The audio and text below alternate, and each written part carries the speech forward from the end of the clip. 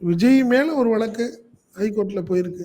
குழந்தைகளை வைத்து ம். பிரச்சாரம் பண்ணியிருக்காரு. இது அவர் மேல நடவடிக்கை எடுக்கணும். ம். குழந்தைகளை இன்ஃப்ளூயன்ஸ் பண்ணி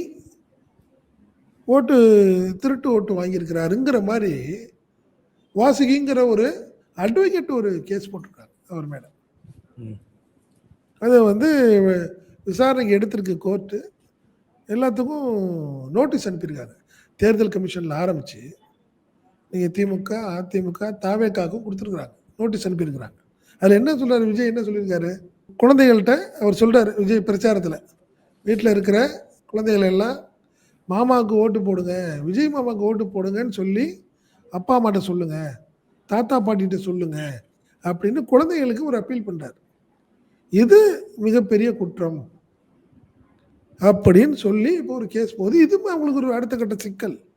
நீங்க விளையாட்டுத்தனமா பிரச்சாரத்தின் போது செய்த சில விஷயங்கள் இப்போ அவருக்கு பெரிய சிக்கலா இருக்கு. ஏற்கனவே இப்போ ஒரு கேஸ் என்ன கேஸ்?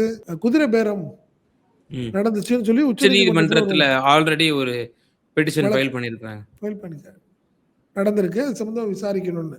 அதுக்கு தகுந்தாப்புல எவிடன்ஸோட அமமுக பொதுச் செயலாளர் ம். டிடிவி தினகரன் கவர்னர்ட்ட பெட்டிஷன் குடுத்தாரு.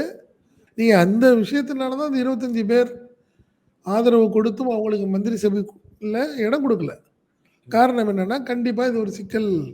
நம்மளுக்கு தேவையில்லாத ஒரு சிக்கல் வரும்னு சொல்லி தான் விஜய் தரப்பு என்ன பண்ணிட்டாங்க. காமராஜ் அவர்களுக்கும் வழங்கப்படல. எந்த இதுவும் காமராஜுக்கும் வழங்கல. அதே மாரி பார்த்தீங்கன்னா, 25 பேருக்கும் இவ வழங்கப்படல. வேலுமணி அண்ட் சிவி சண்முகம் தரப்புக்கு தரல.